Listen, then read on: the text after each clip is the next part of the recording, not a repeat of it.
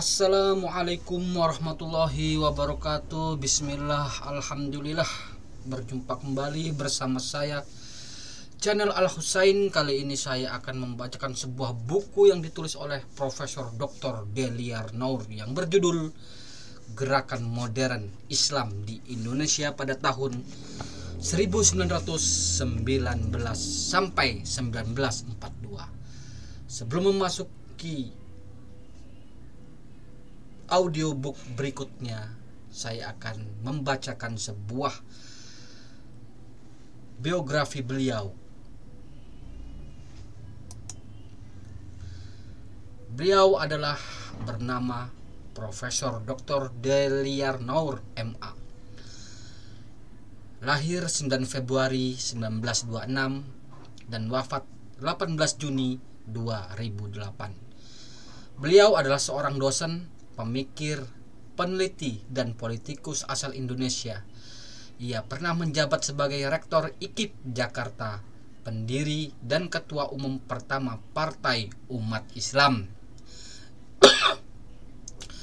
Deliar merupakan sedikit dari intelektual dan ilmuwan politik yang memiliki integritas tinggi dan aktif menulis. Ia juga merupakan salah seorang perintis dasar-dasar pengembangan ilmu politik di Indonesia.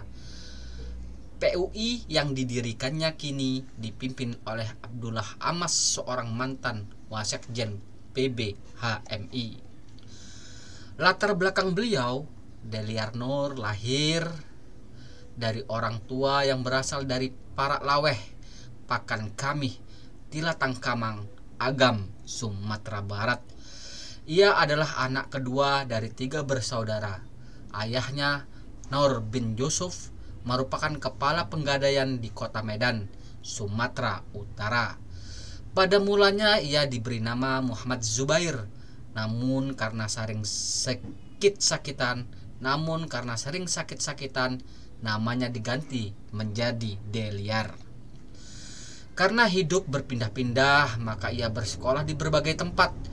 Dia mendapatkan pendidikan di HIS School, Taman Siswa Tebing Tinggi, Mulo Bukit Tinggi, INS Kayu Tanam, Kyugako di Medan, dan SMT College Canisius di Jakarta. Setelah lulus dari SMT, ia melanjutkan pendidikannya ke Universitas Nasional.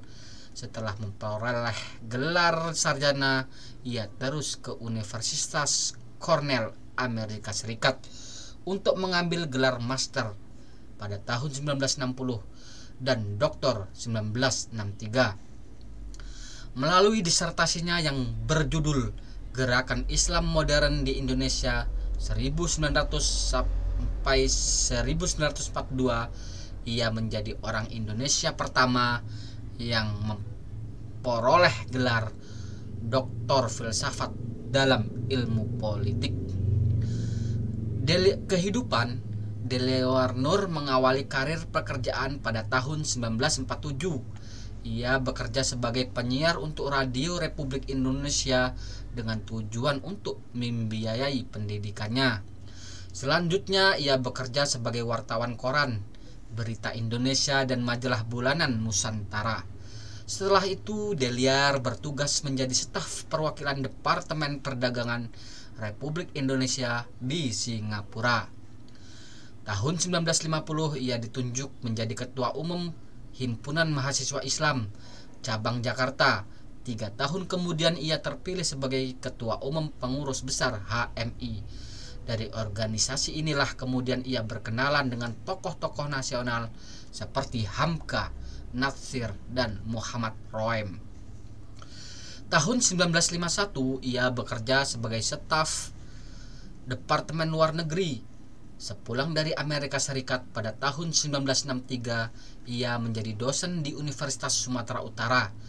Di universitas ini ia hanya mengajar selama 2 tahun sebelum akhirnya diberhentikan oleh Syarif Thoyyib yang menjabat sebagai Menteri Ilmu Pengetahuan Alam dan Pendidikan. Ia dituduh subversi dan dianggap sebagai kaki tangan Amerika Serikat. Pada tahun 1967 ia menjabat sebagai Rektor IKIP Jakarta. Di bulan Juni 1974 ia kembali diberhentikan karena kritis terhadap tindakan represi pemerintah dalam penanganan peristiwa Malari. Setelah dilarang mengajar di seluruh Indonesia, ia menerima tawaran untuk menjadi peneliti dari Universitas Nasional Australia. Tahun kedua di Australia, ia menjadi dosen tamu di Universitas Griffith.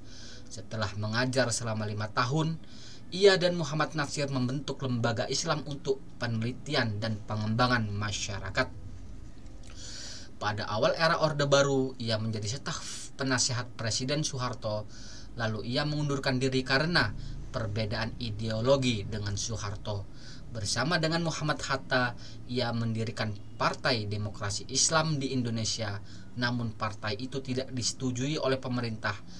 Di era reformasi, ia mendirikan Partai Umat Islam, tetapi dalam pemilu 1999 tidak mendapatkan cukup suara untuk melampaui ambang batas parlemen. Keluarga. Pada bulan April 1961, Deliar melangsungkan pernikahannya di Amerika Serikat dengan seorang gadis Mandailing, Zahara Daulay.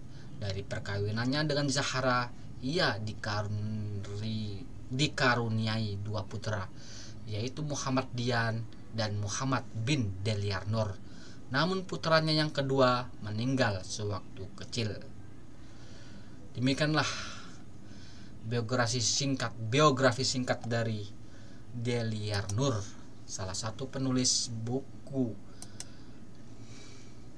yang amat banyak, seorang intelektual dalam Islam, dalam beragama, yang menjadi